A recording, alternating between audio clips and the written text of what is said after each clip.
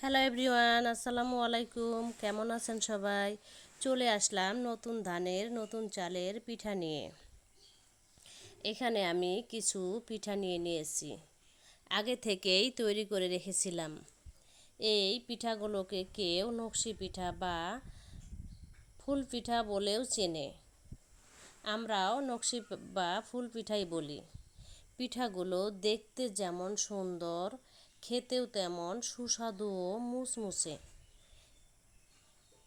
পিঠাগুলো দুবার ভেজে নিতে হয়, ভালো করে মুচমুচো করে ভেজে নিতে হয়।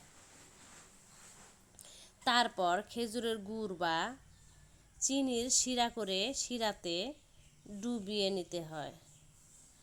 পিঠাগুলো বেশি ভিজানোর প্রয়োজন হয় না, ডুবিয়ে সাথে সাথে উঠিয়ে নিতে হয়।